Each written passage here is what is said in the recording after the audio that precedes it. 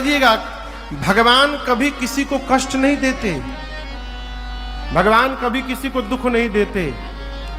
जिस भगवान के पास आनंद भरा हुआ है वो दुख कहां से देंगे हो। हम आपको ये तौलिया तब दे सकते हैं जब ये तौलिया मेरे पास होगी, जब होगी नहीं तो देंगे कहां से। भगवान के पास केवल आनंद है। ये प्रसंग कहता है जीवन में हमें और आपको जो सुख और आनंद प्राप्त हो रहा है वो भगवान की कृपा से मिल रहा है, और जो कष्ट प्राप्त हो रहा है वो हमारे अपने कर्मों का फल प्राप्त हो रहा है। गुण तुम्हार समझई निज दोषा, जेहि सब भांति तुम्हार भरोसा है। गुरुदेव ने कहा कि राजन ये आनंद के समुद्र हैं, सीकर से लेकर त्रैलोक्य तक की सुंदर व्यवस्था करते हैं कौन? भगवान। भगवान ने क्या अद्भुत रचना इस संसार का बनाया है। आप कल्पना करिएगा, कभी जब हमारे मुख में दांत नहीं थे तब भगवान ने मां के अमृत कलशों में हमारे लिए दूध दिया है। जब दांत दिया तो खेत में अन्न दिया परमात्मा ने। यह भगवान की व्यवस्था है। गोस्वामी जी कहते हैं सीकर ते त्रैलोक सुपासी, ये सुख के धाम है। और महाराज ये वही है जो पूरे जगत को विश्राम प्रदान करेंगे, जो सबको विश्राम देंगे। उनका नाम आज से राम होगा। जैसे गुरुदेव ने कहा, पूरी सभा बोली, बोलिए राम लला सरकार की जय। अब श्री राम जी के बाद मां कौशल्या जी की गोद में भरत जी बैठे थे।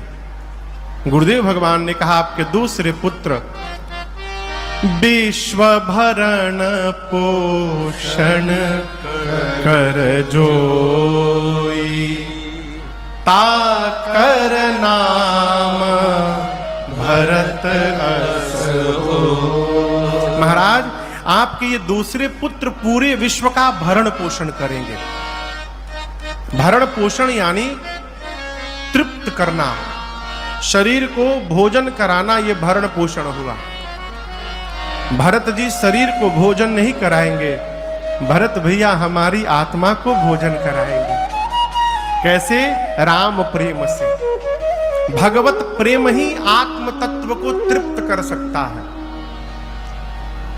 भगवत प्रेम ही हमारी आत्मा को पुष्ट कर सकता है।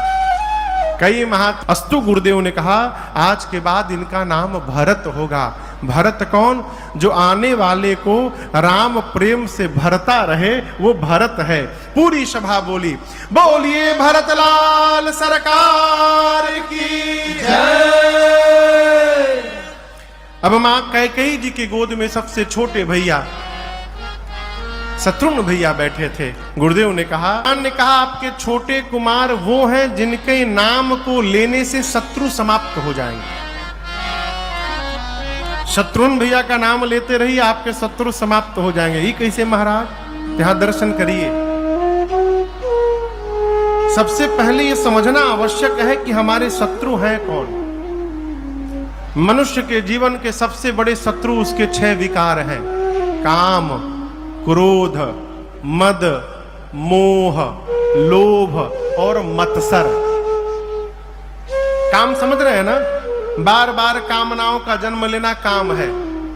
काम यदि पूरा नहीं हुआ तो क्रोध जन्म लेगा, काम यदि पूरा हो गया तो लोभ जन्म लेगा। लोभ कैसे होता है? लाभ जब सीमा से अधिक होने लगे, लाभ समझ रहे हैं ना? लाभ एक सीमा में होनी चाहिए। लाभ जब सीमा से अधिक होने लगेगा तो लाभ में कब ओ की मात्रा लग जाएगी पता नहीं चलता। वो लाभ कब लोभ में बदल जाता है पता नहीं चलता। काम, क्रोध, लोभ, मद।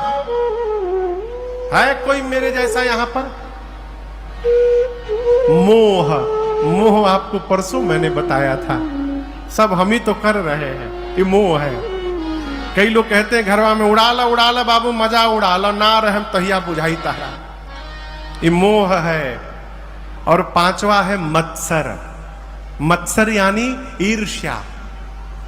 मत्सर बीमारी से जो आदमी पीड़ित रहता है उसको यदि आप अपने घर में बुला लिए और बढ़िया नया सोफा पर बिठा दिया और बता दिया कि कल ही 1.5 लाख का सोफा लेकर आया हूं, और जैसे आप चाय लाने के लिए भीतर जाएंगे नाखून से नोच देगा, हाँ, पेन लेके उसी में धंसा देगा। क्यों? ईर्ष्यालु व्यक्ति किसी दूसरे का अच्छा बर्दाश्त ही नहीं कर सकता, ये विकार है।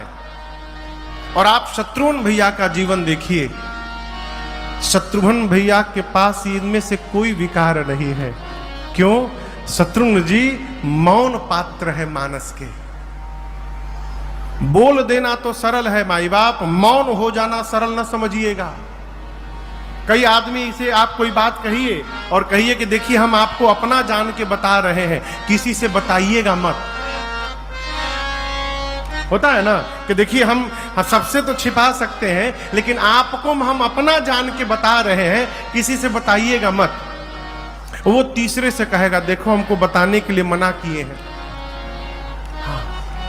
बोले किसी से बताना मत, लेकिन तुमको अपना जान के मैं बता रहा हूं, तू केहू से मत बताइए। वो चौथे से कहेगा कि हमको मना किए हैं किसी से बताना मत। अरे भाई, जब किसी से बताना नहीं है तो आप काहे बता रहे हैं? वो बात जिसको आप नहीं पचा पा रहे हैं, वो सामने वाला कैसे पचा लेगा? क्या गारंटी है? मौन हो जाना सहज व्यवहार न समझिएगा। और याद रखिए, जिसको घर परिवार में मौन होने का ढंग आ गया, उससे सुखिया दूसरा कोई हो ही नहीं सकता। घर परिवार में यदि कोई कुछ बोल रहा है, मौन हो जाइए, बोलवे मत करिए। रहीमन बड्डो मार है, हमारे चाचा कहते हैं, रहीमन बड्डो मार है दीजे चित से उतार। मौन हो जाइए। अच्छा, कोई आदमी आपसे झगड़ा करने आए और आप कुछ बोलबे मत करिए, चुपचाप रहिए खड़ा। कब तक बोलेगा वो? 5 मिनट से अधिक नहीं बोल सकता है। वो चिल्ला रहा है, आप चुपचाप खड़े हैं, वो 5 मिनट चिल्लाएगा, फिर चुप होके चला जाएगा। और यदि आप भी बोलना प्रारंभ कर दीजिए तो ये झगड़ा घंटों चल सकता है। मानस के मौन पात्र हैं शत्रुघ्न भैया। गोस्वामी जी ने कहा, जो इनके नाम का स्मरण करेगा उसके शत्रु समाप्त होंगे। पूरी सभा बोली, बोलिए शत्रुघ्न लाल सरकार की जय। अब लक्ष्मण भैया मां सुमित्रा की गोद में बैठे थे। गुरुदेव भगवान ने कहा, महाराज आपके तीसरे कुमार, महाराज ये राम जी के प्रिय है, राम प्रिय। ये बड़ी अद्भुत बात है।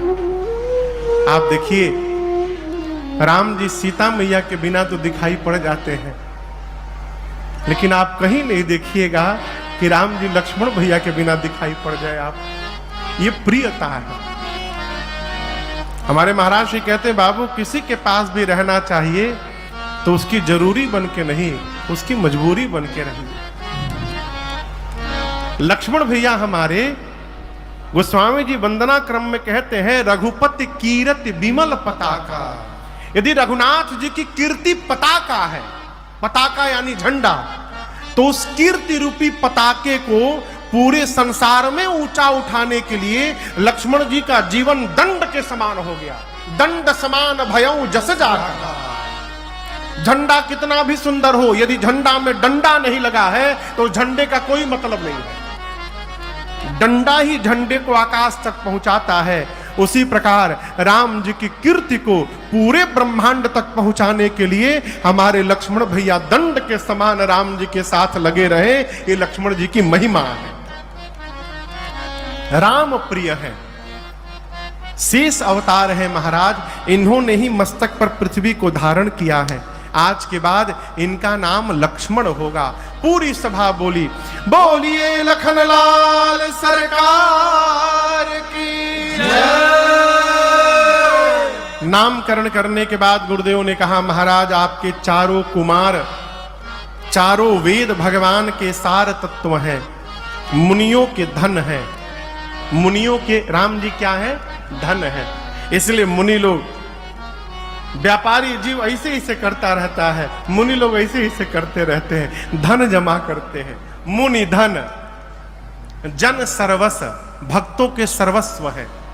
इसीलिए हम और आप नित्य प्रार्थना में कहते हैं त्वमेव माता च पिता त्वमेव त्वमेव बंधु च सखा त्वमेव त्वमेव विद्या द्रविणं त्वमेव त्वमेव सर्वं मम देव देव।